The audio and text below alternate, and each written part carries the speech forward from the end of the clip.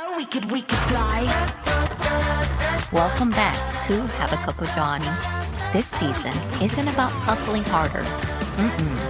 It's about coming home to yourself, to your voice, to your breath, to the quiet truth that you're still here and you're not starting over. You're starting again.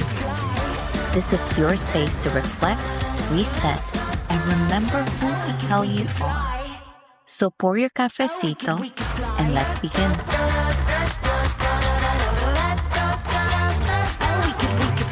The phrase, "I did it the legal way," isn't a flex. It's actually a warning, a sign that whiteness has gotten too close to the heart. Hello, everyone, and welcome back to Have a Cup of Johnny podcast. This is episode 3 of the series I didn't plan to do, but had to do because the world is heavy. And so much of that heaviness, it starts in how we talk, how we think, and what we internalize. Today, we're diving into one of the most uncomfortable truths I've had to sit with. And that is that some of the most harmful anti-immigrant language, it comes from inside our own communities.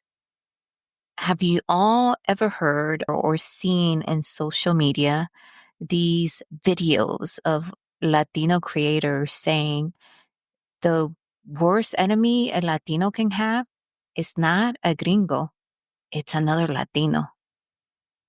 So this episode is called Self-Hating Latinos and the Internalized Logic of Borders.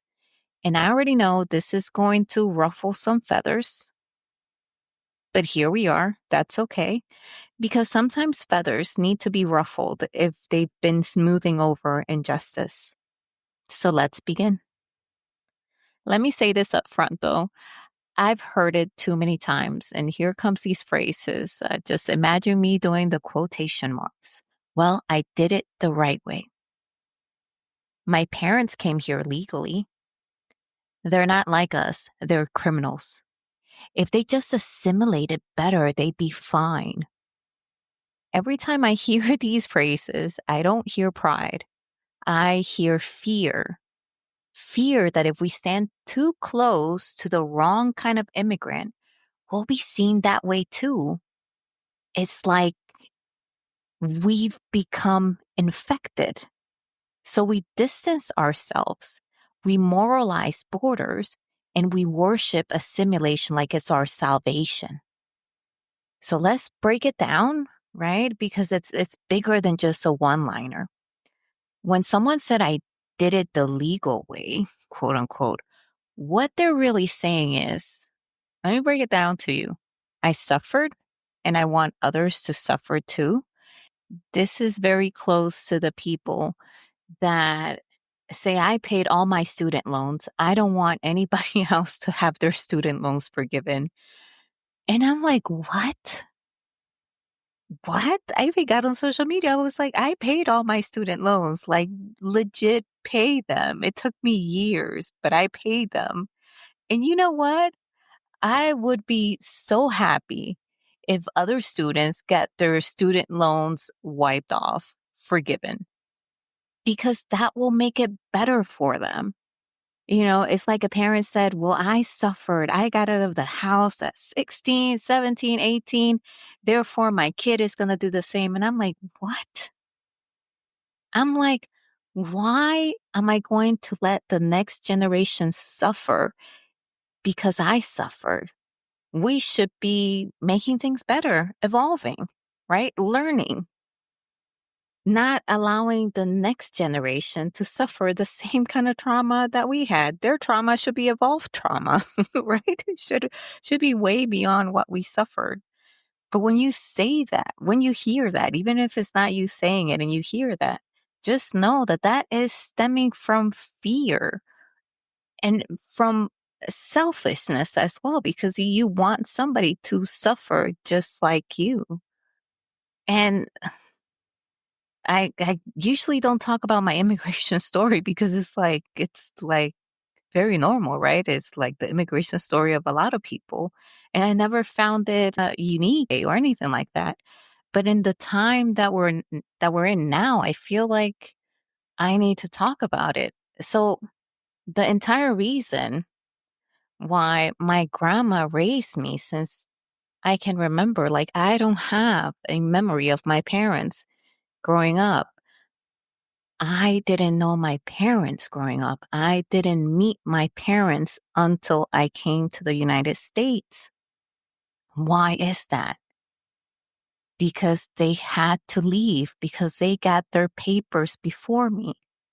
And it took almost 10 years for my sister and I to be able to get papers after they left.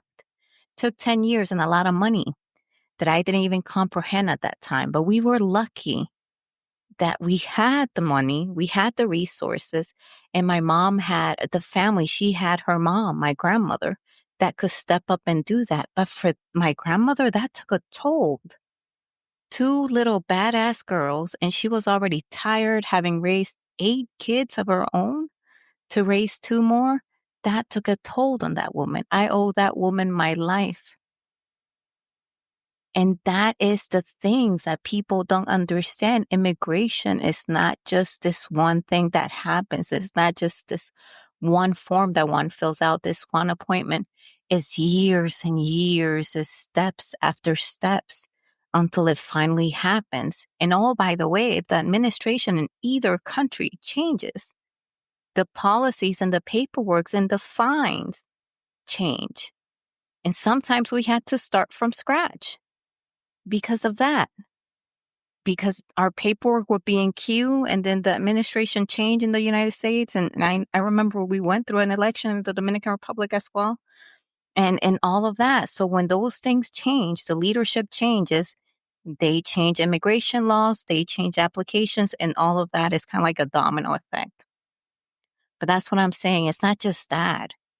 It's what everyone else feels as well. My uncles had to chip in because now they had to help my grandmother raise us. They had to give extra money. They had to take odd jobs, all these different things, all these different dominoes that are affected by this decision. You see, and that decision didn't come lightly. My mom didn't just say, you know what? Fudge this all. I'm going to go to the United States because I want to. No, she didn't have a way of making a living any longer there. She was a woman, had divorced my dad, had like no prospects at all. She couldn't find a job. She was like, I need to do something else. There were just no opportunities there. The only other way for her would have been to try to marry somebody else and live off of that person. And that was not something that she was willing to do because her last relationship was unhealthy. So she already carried that trauma. So she had to leave. She had to go through a different avenue. And it just so happened that the one that was more available to her at the time and the one where she knew people at, because some of my family members, they went to Germany. Actually, some went to Puerto Rico. I think a few even went to Spain. So it really just boils down to the connections that you have in these places because you want kind of like somebody there or something there that right? To be able to kind of, for lack of better words, to help you out when you get there because it's tough. It's tough. And for those that don't know anybody and immigrate, that means, God, they really had it really bad because that is like the most anxiety ridden thing that one can do is just blindly run away from something and go into the unknown. Just put yourself in those shoes. That is extremely, extremely anxiety ridden to do that. So what I'm saying is, right, through the explanation of my immigration story, which is really nothing out of the ordinary, it's just that it's not done lightly. That's one. And it doesn't happen right away. So you hear of people seeking asylum and people are like, well, it's been 5 years. Why don't they have paperwork anymore, any longer? And I just shake my head sometimes at these comments. And I'm like, God, tell me you don't know nothing about immigration without telling me you don't know nothing about immigration. Because for real, like, really? Really? And and mind you, most of Latin American countries, people don't have that many resources, are not financially stable to begin with. Hence why they need to leave so that way they can provide for their families in a better way because there are no opportunities there. Either that or I know because I have a lazy eye, my mom also wanted me to get my surgery done because the pediatrics doctors were better, and she knew in Boston that they had more opportunities there. But immigration took so long; the whole process took so long that when I got the surgery, it was too late. I had already grown up too much, according to the surgeon.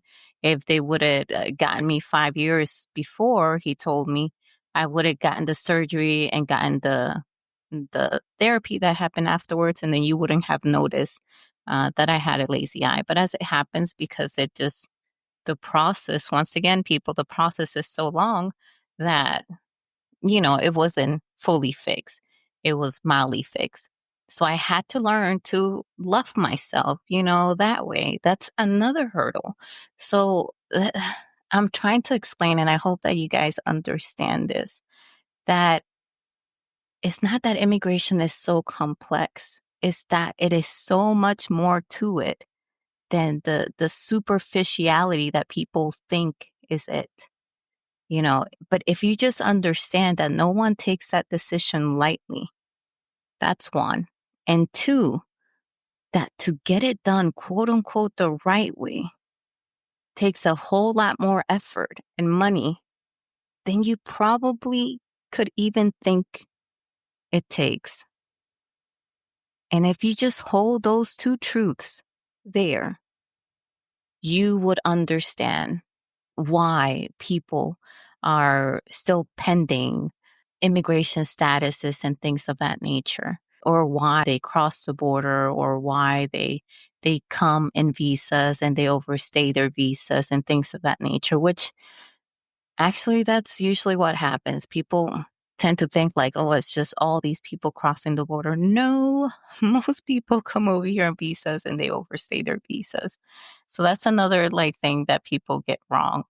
And it's okay to be wrong, if you just admit it and if you just open yourself up to listening to people with the experience to tell you otherwise, as opposed to being this contrarian person that unless it comes from your very close circle source, that you don't believe it, or you shun it, or you automatically think people are lying.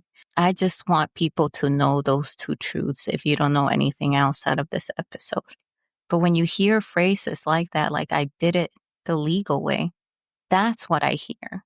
I suffer. I want others to suffer too. If I had to prove my worth and go through all that hurdle, they should too. And and I used to say that. Want to say 10, 12 years ago, I used to be a parrot and say that same thing. And I had to sit with myself and be like, what the fuck am I talking about? And it was like this moment from talking to people that either crossed the border or had family members that crossed the border, and understanding the persecution that they were running away from. That's one. And two, the limited resources that they had. That's two. And then understanding from my experience how hard it is to get papers while you're in your country before even coming here. That's three. So when I put those things together, their story and what I knew from my experience and my story, I was like, shit, you're right. You're right. Why am I here judging these people that are immigrants just like me only because they did it in a different way? They did it in the best way that they could do it for themselves with the resources that they had at the time, under the situation that they were in at that time.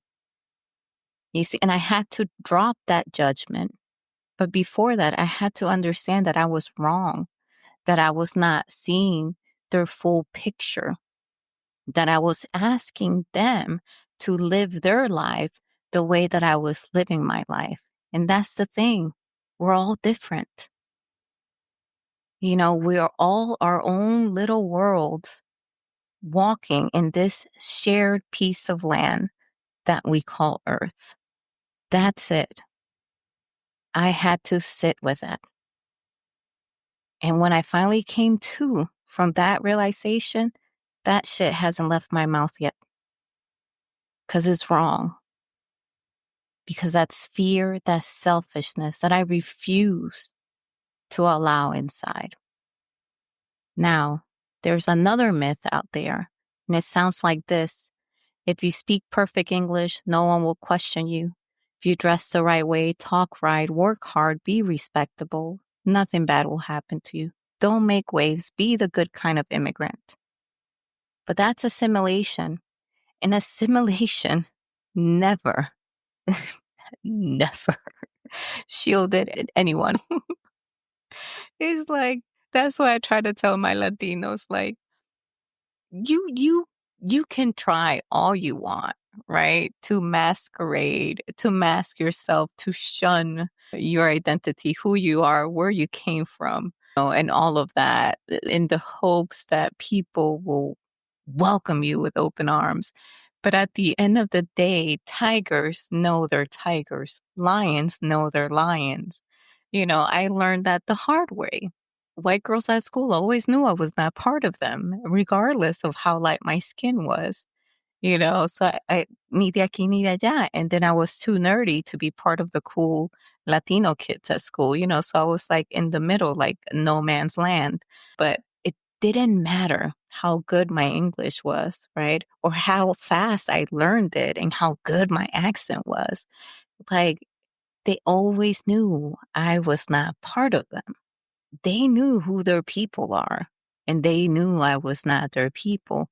And when I say they, I'm talking anyone that is not Latino that doesn't have an openness for other people. In my experience, that usually happened with white folks. And I think that's because I lived in Massachusetts for a long time, where those white folks that weren't very welcoming to outsiders, to other people, kind of like kept me at arm's length. And they always gave me that vibe of, you're not like us. You're not part of our group. So I learned very early on coming to the United States that it didn't matter how hard I tried to learn English, fully just involve myself. Everything is English. Everything that I consume is English. Fixing my accent, changing the way I dress to a more preppy outfit and stuff like that, buying the things that they buy and all of that. It didn't matter. Those that chose not to welcome me because I was not part of their group, they simply didn't welcome me. They always knew. So assimilation is not a shield for us. If anything, it makes us more vulnerable, not just to rejection, because I don't think that's very important, but it makes us more vulnerable and more of a target for other people who are like that to punch us down, because they know that now they have somebody that is malleable, somebody that is weak because they have denied who they are. And I think when you deny who you are, you kind of give up your power. And people know that. And I hate to say this, but it's kind of like you smell the fear in them, because only fearful people do that. They give their power away in the hopes that, quote unquote, somebody more powerful than them will umbrella them, take them in and protect them. But what they don't know is that if only they held on to their power and who they are, they will be able to protect themselves. You see what I'm saying? So assimilation is not a shield. If anything, it's a muzzle. It's a costume. It's a constant audition. It is exhausting. Trust me, it is exhausting. I told somebody, oh God, I forgot who it was. I was like, I love being in Latino communities because it's like I feel so at home, and it's something about being around people in the culture that just like makes me drop my guard so fast. It's insane. And I don't realize half the time that I have my guard on until that happens. And I feel so light and so free just being able to talk to somebody in Spanish, being able to commiserate about food, about our music, right? About shared memories and anecdotes and things that we have in common. It's just something else, I tell you. So assimilation won't save us because no matter what, you can never do everything right because I go back to you're not part of that group. You're still going to be known as being an other. You're still going to get stopped, questioned, denied, deported, detained, dismissed, dehumanized. Assimilation is only proximity to whiteness. That's it. You get close to it, but you're not it. You're not in it, right? So it doesn't give you no protection. Which brings me to the most insidious layer of this proximity to whiteness. We'll be right back.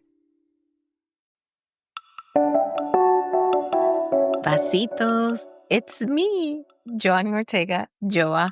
Yes, that brujita with the books, that's me. And I am headed to Latina Fest on June 1st in downtown LA. I just want to scream.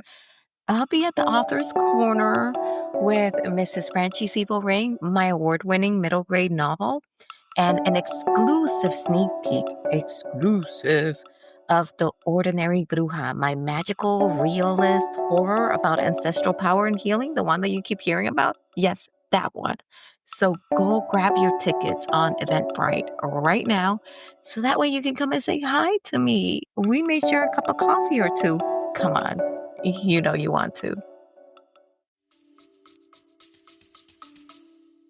It doesn't save you. But so many Latinos will believe that it does. And they chase it, like chase it.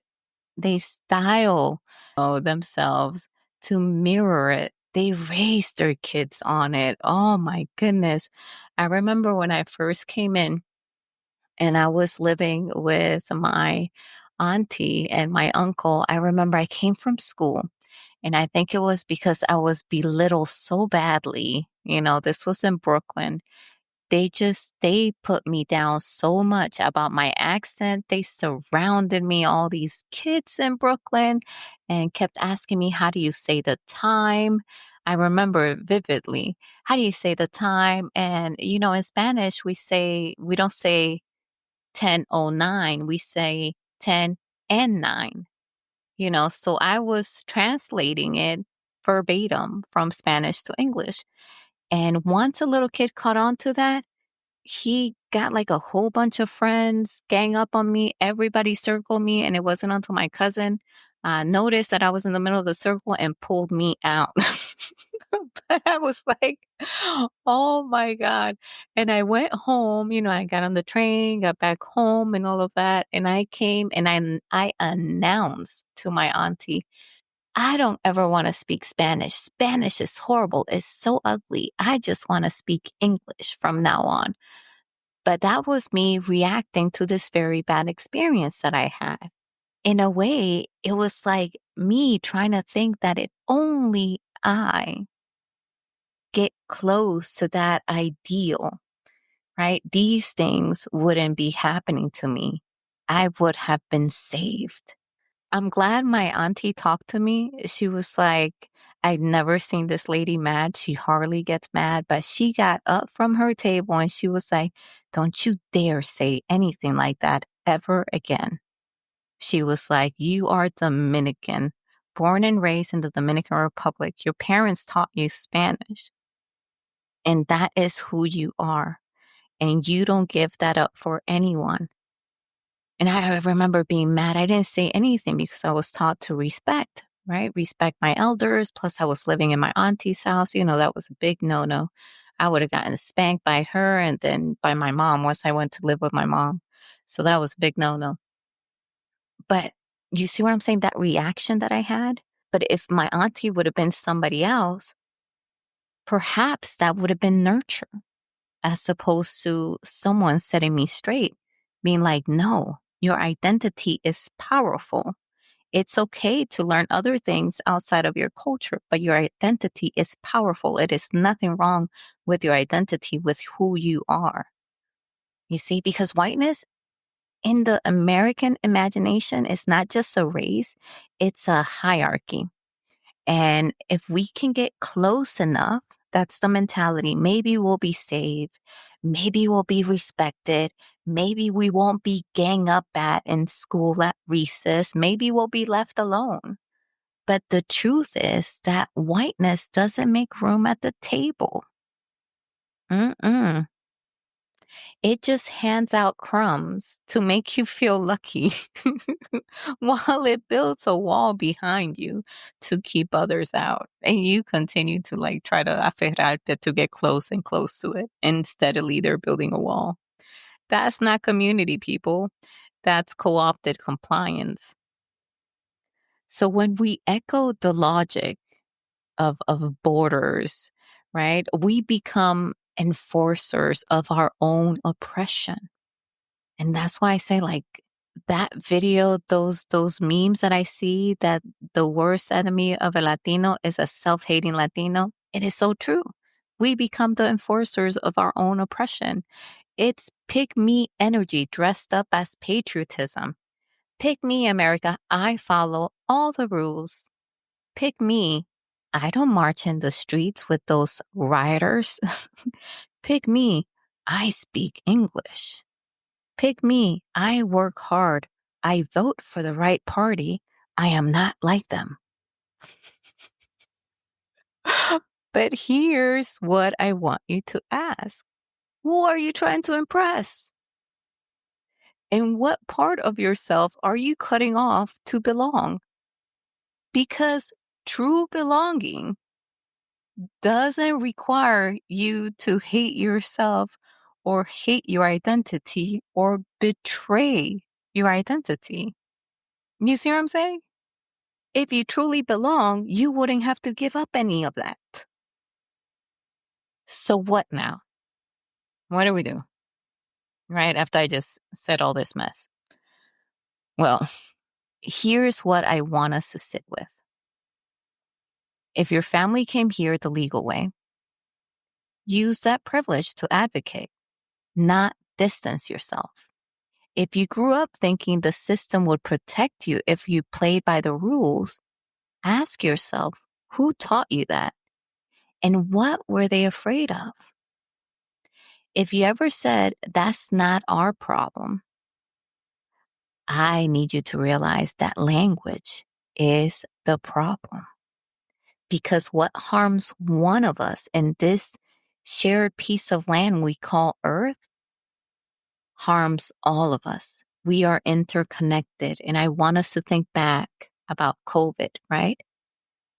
Because that is the perfect example of how one affected gets passed down to everyone, regardless of borders, regardless of race, regardless of culture. And I want to thank you. I know this is heavy. I try to make it as light, as funny as possible. I hope you got something. I usually don't talk about my immigration story, not because I'm afraid of it, but because it's not unique. It's very common. You can talk to any immigrant and they'll probably tell you the same story or very similar story to mine. But I hope it taught you that it's not as superficially simple as most have been made to believe or as most have comprehended it to be.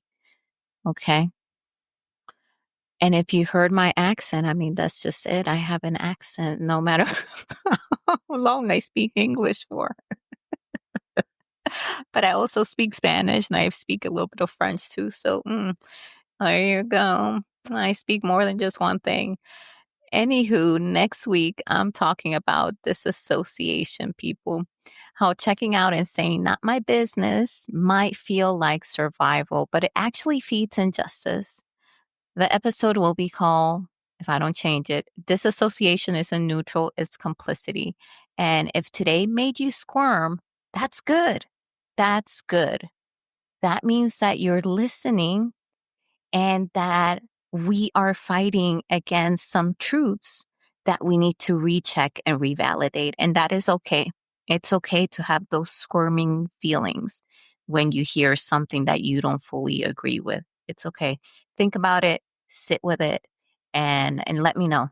Next week's going to make you think as well. And if you're ready to sit with all of this and still love yourself through it because you are learning and you are growing, share this episode. Tag me. Talk to your tia, your primo, your coworker. Let's be better than the walls they built for us. Don't forget, I'm Joa, and I still believe in us, even when we forget who we are. See you next week. Bye. Oh, we could fly. If today's episode spoke to you, share with somebody who's finding their way back too. And if you haven't yet, visit haveacupofjoanny.com for more stories, blog posts, and the books that started it all. Thank you for being here. Until next time, be soft, be bold, and always have a cup of Johnny.